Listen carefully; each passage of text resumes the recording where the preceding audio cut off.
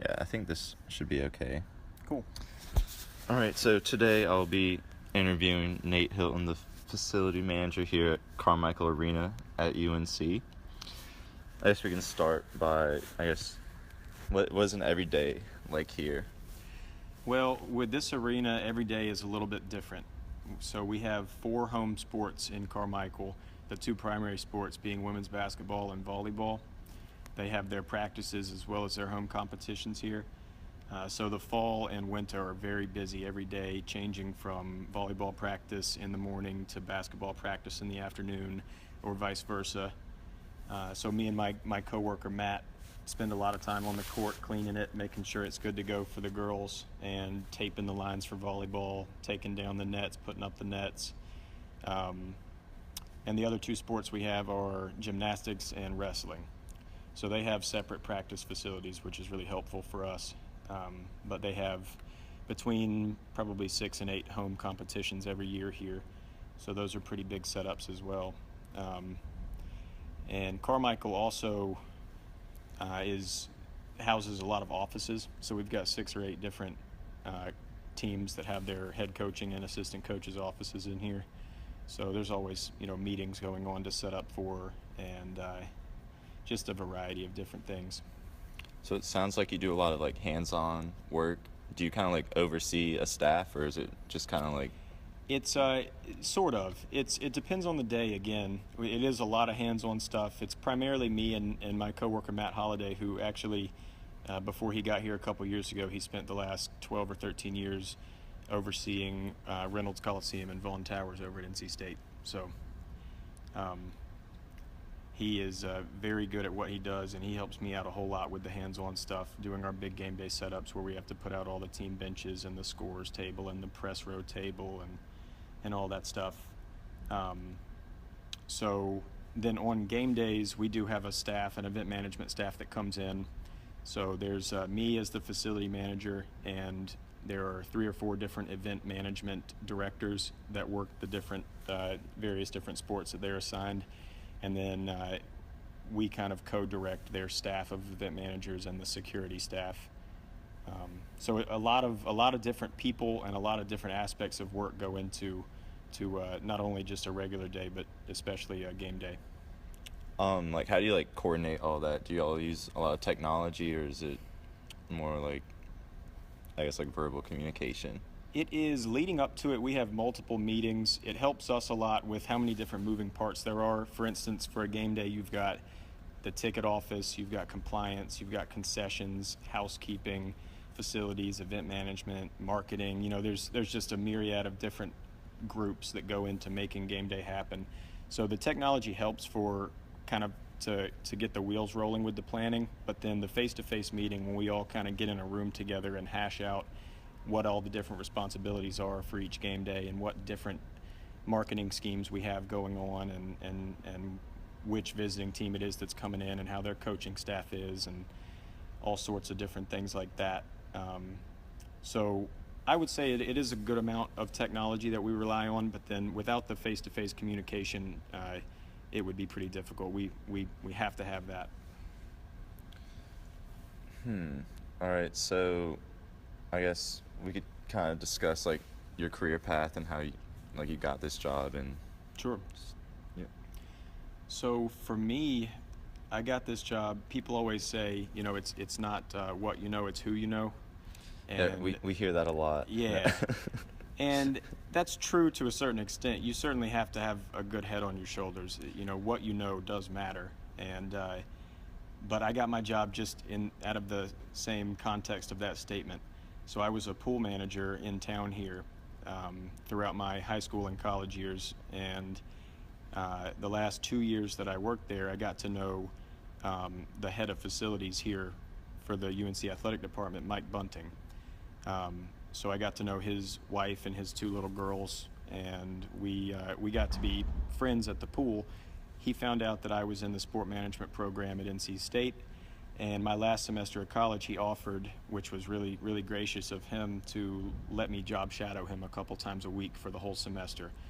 And so I got a lot of kind of hands-on experience getting to do that while I was wrapping up college. And once I got done with that, he just, he kept me in mind, and we had an opening at the indoor track when somebody had an extended absence from work for a little while, so he called me in on temp status to kind of fill in. And from there, the next year, the Blue Zone opened up at Kenan Stadium, the big sort of Rams Club area, the premier seating area at the stadium, and they needed somebody to run it. It was a brand new position. They offered it to me, and I worked there for 3 years. I liked working football. It was fun, and it was fast-paced. It's a lot of difference between Kenan Stadium and here, being that Kenan Stadium has about 60 or 65,000 seats, and even if we only fill 40,000 a game, like is the case this year, unfortunately, at Carmichael, this stadium's only holds 6,800. So even on a good day, if we get a complete sellout, it's not as big of a to-do, so to speak. So after kind of career path-wise, after kind of getting my feet wet at the indoor track and then getting put on full-time to run the Blue Zone, I got the opportunity to move over here, and it was a good opportunity for me because it got me in a new building. It got me in a new setting, working with different equipment, different coaches, different sports, just kind of rounded out my experience in an athletic department. And I actually grew to really like it around here. It's very busy. From September through March is probably at least 3 weekends out of every month that you're working Friday and Saturday, or Friday and Sunday, or all 3 days. And so it can lead to some really long hours. But the cool thing about, so obviously not everybody likes working 70 hours a week for 3 weeks out of every month. But when you're working in a fast-paced environment with other good people that kind of know how to communicate with one another, and especially if you like college sports, it's kind of a dream come true in a lot of ways, because you get to work around head coaches, you get to see how they think, and you get to kind of run the ship, so to speak. It's a lot of different people go into making decisions and calls in this arena and in every arena on campus, but I'm the facility manager, so most of it, if not all of it, kind of runs through me ultimately, and it's a rewarding job from that perspective. So, being a part of the College of Natural Resources at State, we're required to fulfill an internship credit. Did you have to go through that, or did the job shadow kind of No, accomplish that? I did that my junior year, I think, at NC State. I did my internship in the spring at the Jimmy V Foundation. So my supervisor over there was a man named John Leshney, and he was great to work with. It was a job that gave me good experience working in an office setting, and I treated it kind of like just going into it with the mindset of doing as good a job as I could, and kind of just trying to wrap my head around what I liked and what I didn't like about that particular job, to try and help me so that when I got out of college, I would have a little bit better direction in mind for what I wanted as a career. As much as the classroom helps, for me at least, in my personality, it was really difficult to take a class and then decide what I wanted to do with my job. So getting the opportunity to do that internship, it wasn't the right atmosphere for me, being that it was just in an office sitting behind a desk sending out letters and just emails and filing and things like that all day long. But then again, some people love doing that. So you get into the internship and you figure out what you like and dislike, and then you can kind of take it from there, and it helps you narrow your field of vision in terms of what you want to pursue. So back at State, do you remember any specific classes that kind of prepared you for this job, or any experiences that kind of carried over? Yeah. The introduction to marketing class that we had, I'm trying to think, I think the professor was named, I think it was Professor Cooper. I can't remember exactly, so I won't try to remember the names. I guess it's been a while. It's hard to think about. It's been 8 years since I've graduated, so that's a long time ago. Damn. So that class was good because we got to do projects with reaching out to different companies and helping put on little marketing promotions for. I think some people chose to work with different groups on campus, different teams, different NC State athletic teams, and some people did some things with the Railhawks, different local organizations, and anything that got you out there into the field of work helped a lot. There were some other classes that, maybe helped people that wanted to get into law school afterward. The sports law class that we were required to take, I think I scraped by with a C in that just because it just wasn't, becoming a facility manager was what I wanted to do by the time I got to be a senior and started my job shadowing over here. I kind of realized how much I liked that. So I kind of made the decision to do as well as I could in sports law, but not, pursue that as heavily. So again, it kind of taking the different classes. Another class that I took in College of Natural Resources was the Inclusive Recreation class. That was a great class. Not only was it a lot of fun, but it gave you a lot of perspective on when, inclusive rec being that you're working with all these different people who have all these different abilities that are much different than your own in most cases, whether they're physical limitations that they may have or intellectual things. It made it a lot easier for me to understand how to treat people as a facility manager when people are coming into your building for a game, and just how to appropriately, see, for instance, if there's an elderly person, helping them find the right place to park so they're really close to the stadium and they can leave easily and get to their vehicle, and just kind of the little finishing touches that make people really appreciate coming into your building every time. Yeah, so right now, in a lot of my classes, we kind of talk about just recreation in general and trying, looking at the issues, to try and incorporate more groups of people. Mm-hmm. Right now, just looking at the stadium, there's a lot of stairs. Yeah. How do y'all kind of make this more handicap accessible and so yeah. That's a good question. That was part of our inclusive rec class, was to look at the ADA, Americans with Disabilities Act, really closely and do a study in different arenas on what was in compliance and what was not.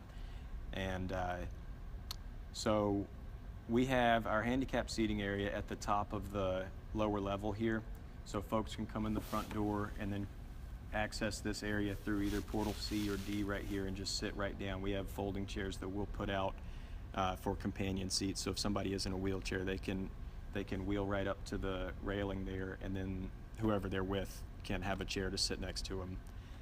We also have an elevator at the end of the concourse for anybody coming down to court level that needs it, whether they're elderly or in a wheelchair or on crutches or whatever the case may be. And then we also have, on top of our security that helps check bags when people are entering the arena, we have Tar Heel ambassadors, which are our event management grad students in a lot of cases, and they'll help different types of people to their seats. If somebody has to take these stairs, a lot of arena stairs are half steps, so they're kind of tricky to get down sometimes. So we have people ready to, with a smile on their face, ready to help people get to their seats. And do y'all I guess put on other events outside of UNC, sporting athletics? Yeah, we do. So to start the school year, we host convocation every year in here. So we push the retractable bleachers in. We cover the court with our protective tarp so it doesn't get scratched. We put a stage out in the middle of the court, and we fill the place with 5,000 or 6,000 people, most of them incoming freshmen and their parents. And we have the chancellor come in and speak, and the provost, and all sorts of different people come in and welcome the students to campus. And then in the spring, we host a spring concert with the Carolina Union Activities Board, kind of our student union group. So trying to think, last year we had 2 Chainz in here. So that was interesting. It actually happened on the same night as the Final Four when we were playing Oregon. So as you can imagine, as much as people love 2 Chainz, the basketball team won out. People were not too excited that it was scheduled on the same exact night. I think, was that April 1st? Yeah. That was my birthday. So Nice. I was stressing a little bit during the game, but it ended out, And I know a lot of high school like championships go on here. Is there like, do you prepare differently for those than you would like a UNC game? Yeah, we do. There's a couple different things we do differently there. We rely really heavily on the High School Athletic Association to provide a lot of direction for us. Although it is our building, so we have our rules in place, and it's our team that's here running the show. They have employees here as well to help. And one of the main differences there is in the fans that you have coming to the game and just the student athletes that are here playing. So if we have a regular season basketball game here, even if it's a big time ACC game, we have our normal fan base here. They know where they are, they know what they're doing, they know where they're sitting, they know where concessions and bathrooms are located. All that stuff is kind of second nature after you come here a couple times. But if you have a team from the mountains or 2 teams from the mountains playing for the state championship, not only are all of their parents and like the whole community, if it's a small town, the whole community is going to show up for the game because it's like their Super Bowl. It's like the biggest thing in their lives at this point. So they're coming in fresh-faced. They don't know where the bathrooms are. They don't know where they're supposed to be sitting.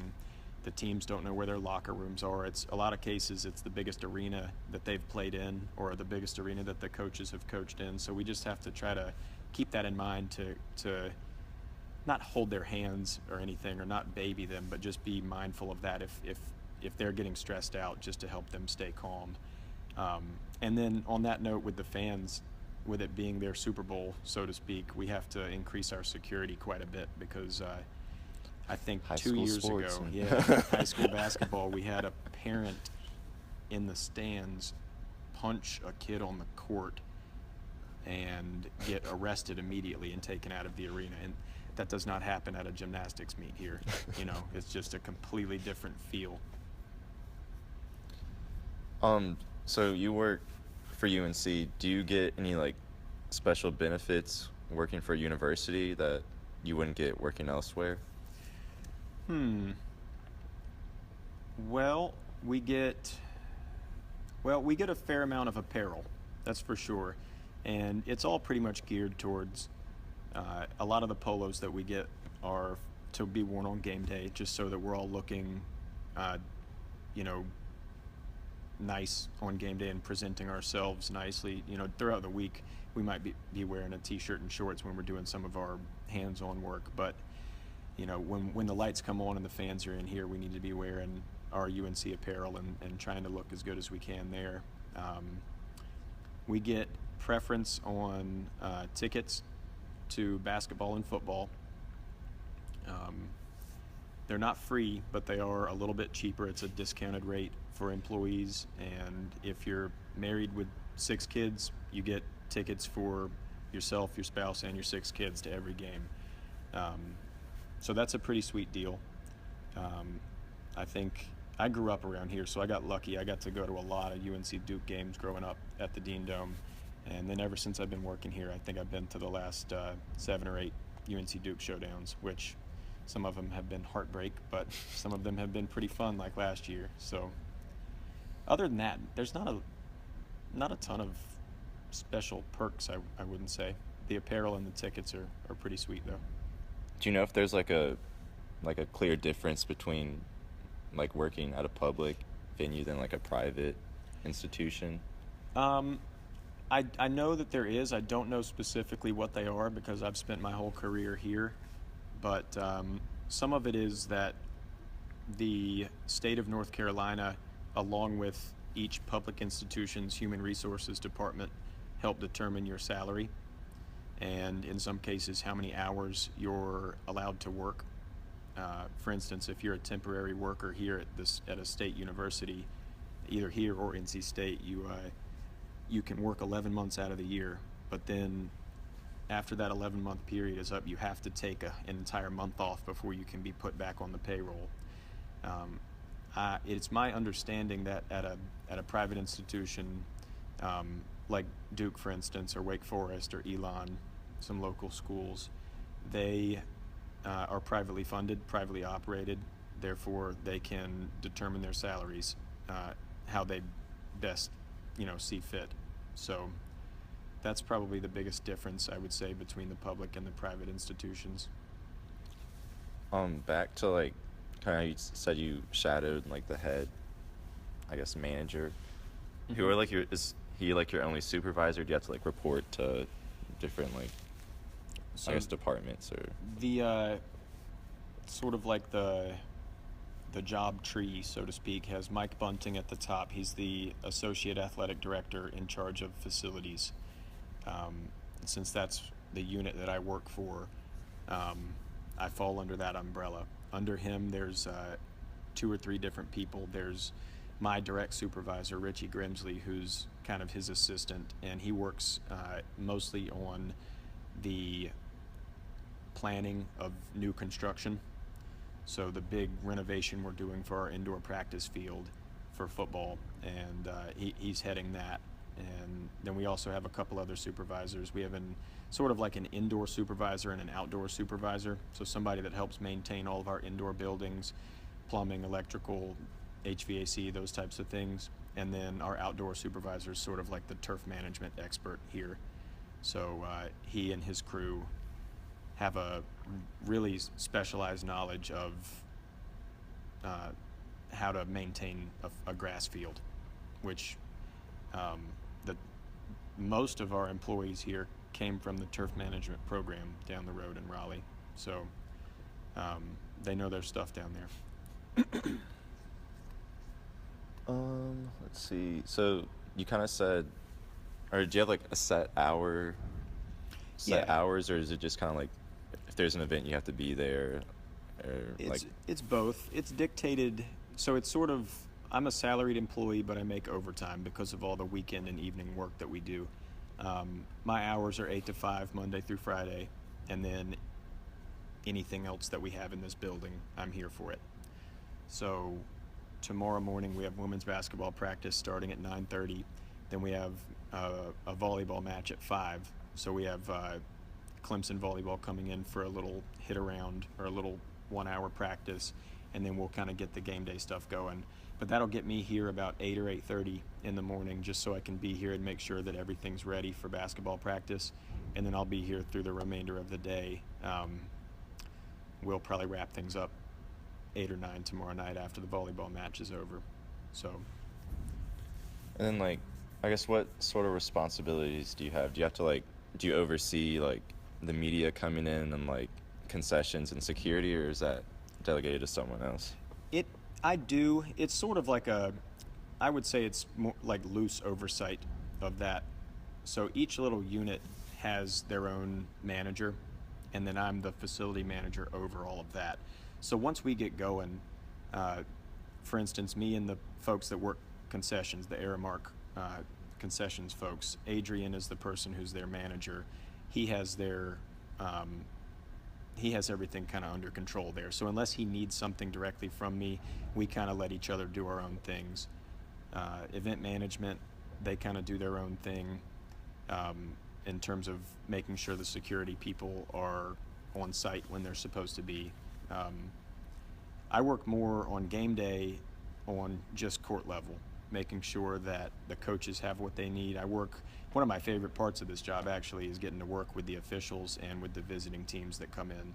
So you get all these different personalities. You get volleyball officials are laid back, gymnastics officials are laid back, wrestling officials are laid back, and then women's basketball officials, some of them are laid back, some of them are really, really stressed out because, I mean, you watch it on television and basketball officials get blasted constantly for making the wrong call. So some of them are wired just a little differently. Same with the visiting teams. That's one of my main game day jobs, is to take care of the visiting team with whatever they need. Some of those coaches are great to work with, but if the season isn't going well, some of them have a short fuse, and you kind of got to stay out of their way and just try to see how they are and just kind of feed off of that. So when a visiting team comes, do they kind of like, do you send them a schedule of what is going down, or do they kind of like, I guess, say we want to practice now, and like it's like what they would like to do? Taking care of the schedule is another thing that's can be tricky with how many different sports and practices we have going on in here. So we give preference to our teams first, and once we have the schedule set there, which gets set a lot of times a month or two in advance, then we'll contact all the visiting teams we have coming in and let them know the time frames that we have available, and they'll tell us what they prefer.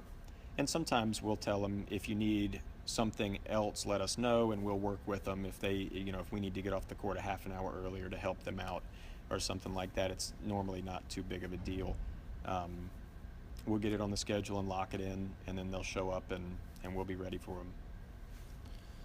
Have you met anyone like super famous on the job yet, or? Let's see.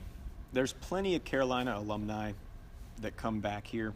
There's plenty of former athletes. This being the old men's basketball gym, everybody comes in here wanting to know if MJ is ever going to be in here. No.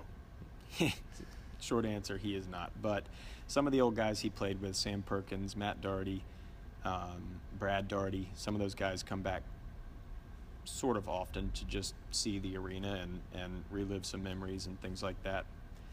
One of the coolest people I got to work with last year, I gave a big tour of the whole arena to Hassan Minhaj, who's a correspondent on The Daily Show. So he's a comedian, so he was cracking us up the whole time taking us through here, and he had a show at the DPAC, the Durham Performing Arts Center, later that night or something. So other than that, it's just university personnel. The chancellor, she's not famous by any means, but she's the leader of one of the largest public institutions in the country. So. And what do you think are like the most important skills to have in order to be successful being a facility manager? The most important thing that I've learned in my years in the Blue Zone and in this building, the main thing is communication.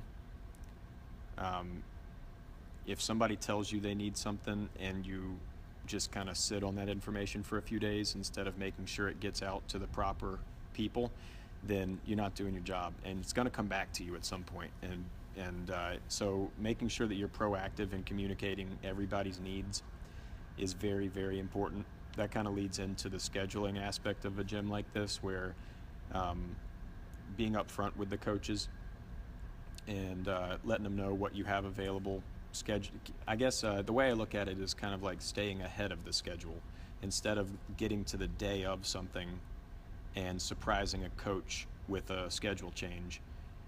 Trying to get that information to them as soon as you can so that they can adjust and get to their players and make sure their players can adjust and all of that. And then the other thing is, on game day, you're opening your doors to the public. Anybody can come in here. We don't charge admission for a lot of our events, so anybody's welcome to come. And we want to put on a good show for people. We want to make a good impression to people who have never been here before, and also to our returning customers, to make sure that everyone feels appreciated and knows that the reason that we're here doing this is so that fans can come experience a fun day. That's why we're in the business, is for the fans. So.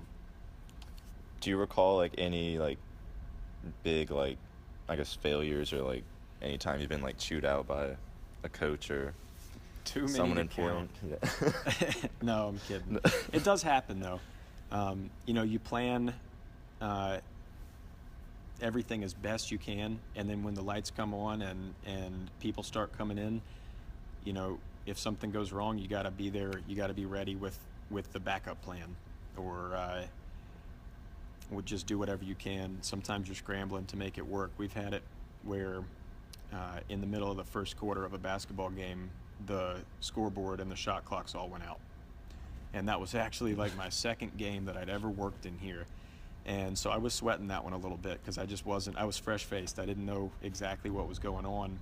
Turns out that it was really simple. Something underneath the bleachers got unplugged, and somebody on the scores table had moved the score console 3 or 4 feet to the left, and that pulled the wire loose.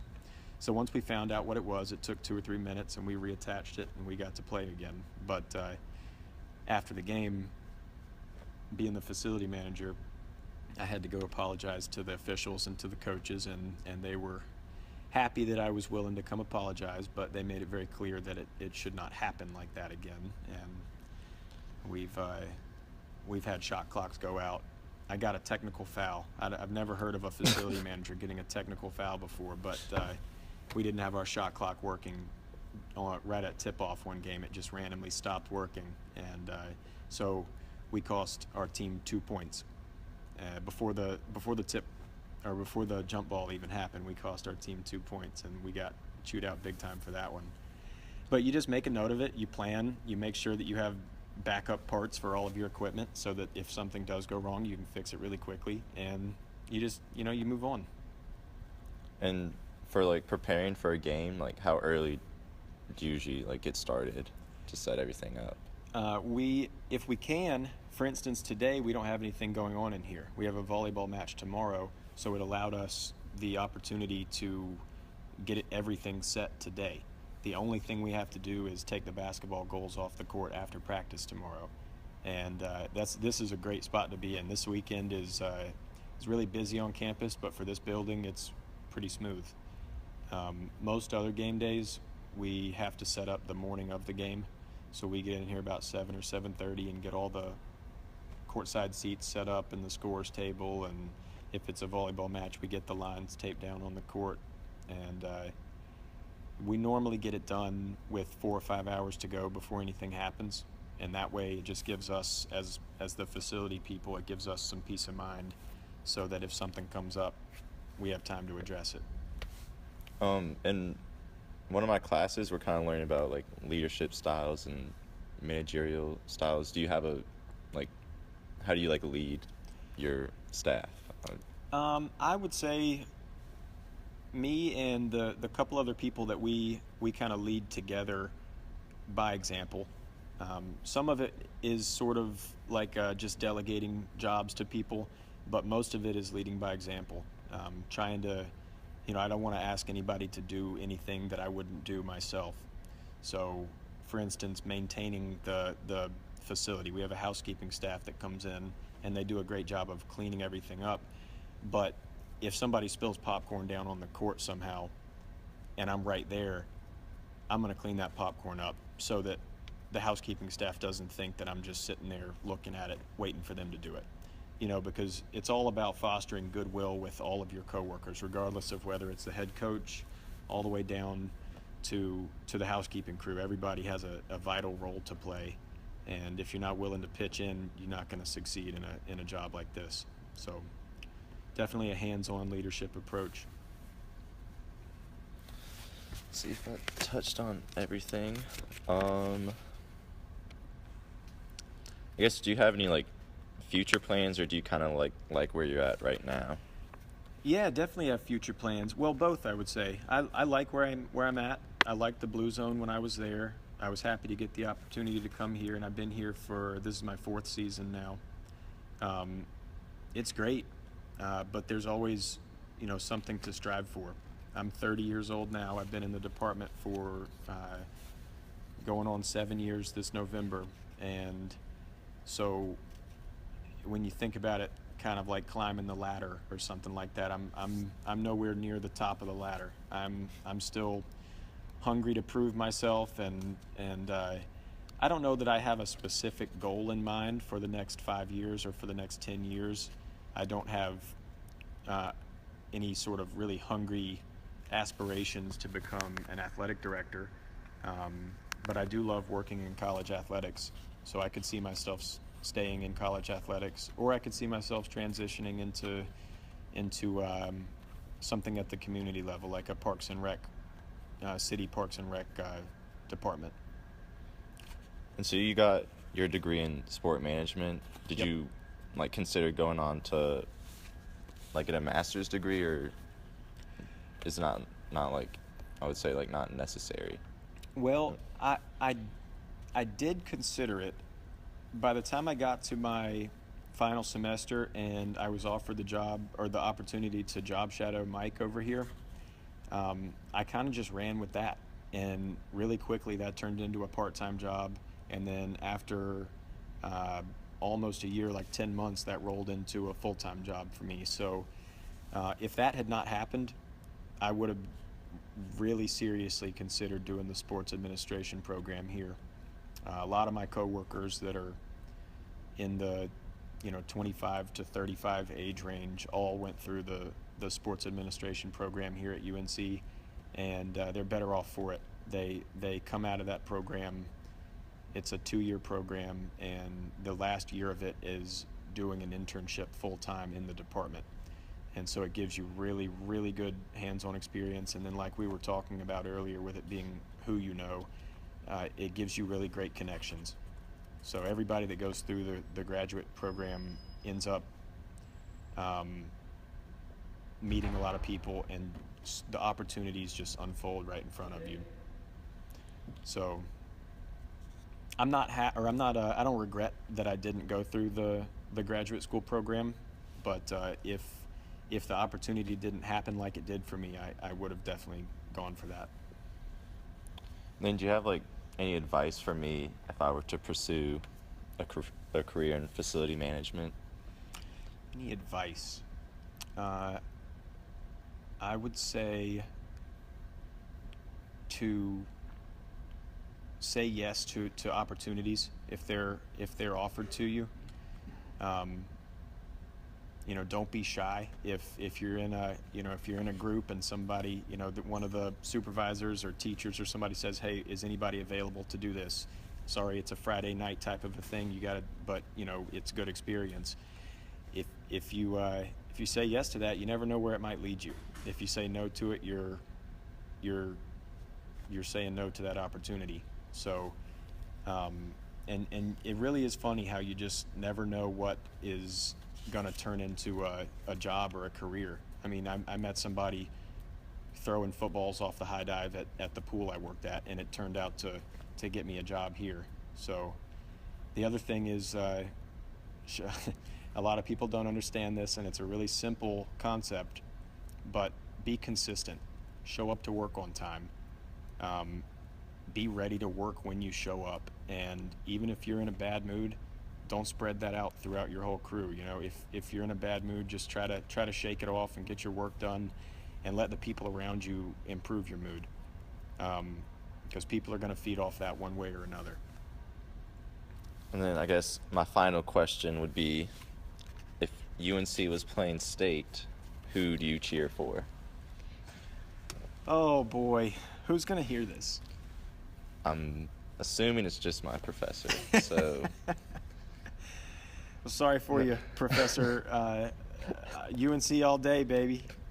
I grew up a Chapel Hill native. My grandfather was the track coach here. My dad ran track here. I'm a UNC fan for life. It was funny. I went to NC State as a sophomore and graduated, and one of my first months on campus, I went into my classroom wearing a UNC shirt, and the whole classroom, it was an auditorium style classroom, booed me.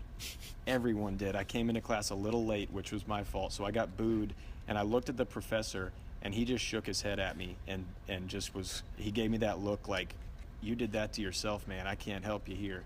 So no, I don't have anything against NC State, though. They're a great school. They're tearing it up in football this year. I'm not looking forward to Thanksgiving weekend. Although that is when I'm getting married, so I won't be too worried about the football game, I don't think. No, State's great, but go Heels. All right. Well,